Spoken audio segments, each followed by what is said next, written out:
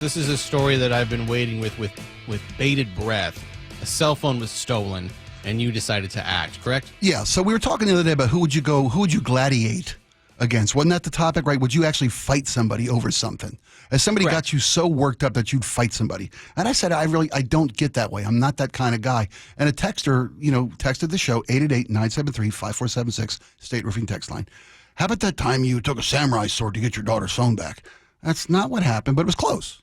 So here's the deal. My older daughter, it would have been maybe 10 years ago that this story happened to me on a Sunday night, and I told it on air the next morning.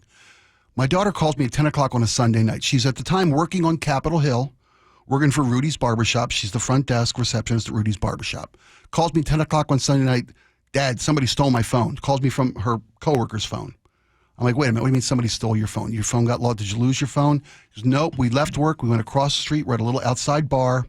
I set my phone down on the table, on the sidewalk table, and somebody just walking past grabbed it, and I didn't notice it until it was gone. I'm like, okay, and I get my phone out, right? And I'm talking to her. I'm looking at my phone. Bring up the Where's My iPhone app, and I type in her number, and I say, hon, your phone is walking down Broadway right now. I can see where it is. It's about 6 blocks from you. Call the police. Hang up. Call the police. Tell them your phone's been stolen. You know exactly where it is. End of story, right? My phone rings about 2 minutes later. My daughter's in tears. Dad, they said they can't send anybody. They don't have the manpower. They won't go after it. What am I doing? Yeah. And I'm like, okay. I said, where are you? Told me the name of the bar they were at. I said, stay right there. Don't move. This is like 10:15 on a Sunday night, right? And I'm at this time I'm seeing. I've got 2 teenage daughters at this point. My older one's in her 20s. Yeah. My little one's probably just getting to be a teenager. But I've already bought a half dozen phones because they lose them, they break them. I'm sick of buying phones at this point. I'm like, screw this. I know where the phone is. I'm going to go. I'm getting the phone back.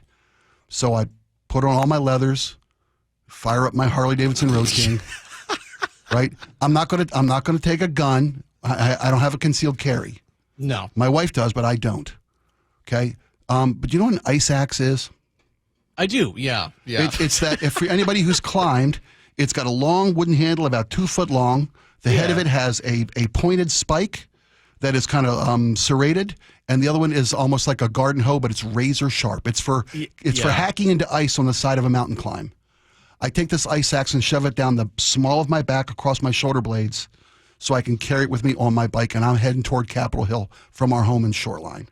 This is by this time it's 11:15 at night. Okay, and I stop at a red light. I look on my phone. I can see, okay, the phone is making its way up Broadway. It's on North Broadway around St. Mark's Church. I can know exactly where the phone is. Yeah. Right. So you've seen Raising Arizona, right? I look like that warthog from hell. I look like Randall Tex Cobb's character in Raising Arizona. and I pull the bike off the side of a side street, a block off Broadway, because the phone has stopped moving. I'm like, okay, I got this. And I got to get off the bike, and I park the bike a little bit away, about a half block away, and I walk down toward this church where I can see on my map of where's the iPhone, I can see this church, and I can see the phone is blinking right there on the church. And I'm walking around the perimeter, and this is 10:30, 11 o'clock at night on a Sunday night.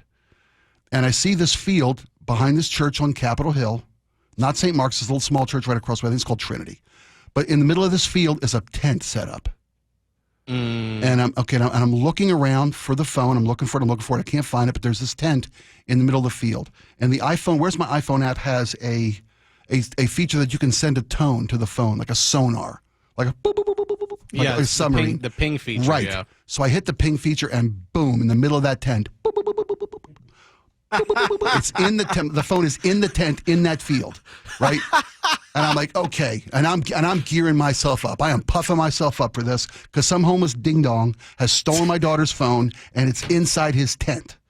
So there's a floodlight on the side of the church that illuminates the field, right?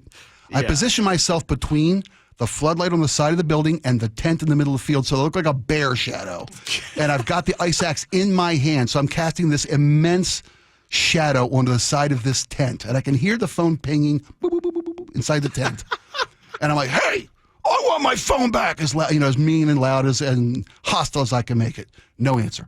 Hey, And I go over and I smack the side of the tent with the ice axe. I want my phone back. Nothing but the pinging. There is a screen top to this like 4-sided pop-up tent, right?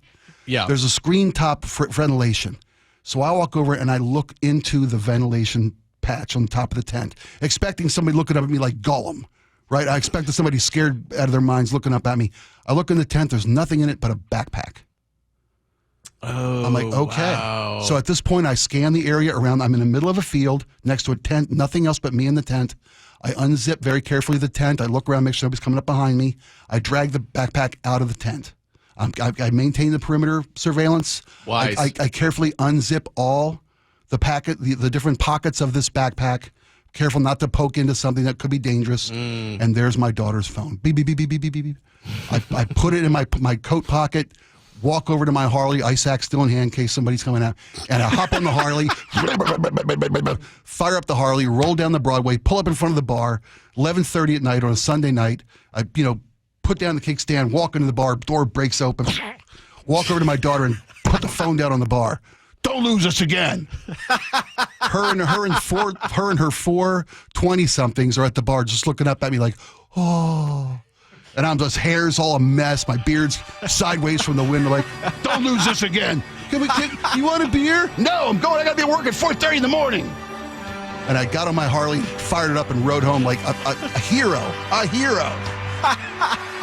That's how I got my daughter. So I was sick. I wasn't going to buy another phone. Anyway, that's the day. It wasn't a samurai sword. I love how the story grows. And you beat up those trolls, and yeah, it was awesome.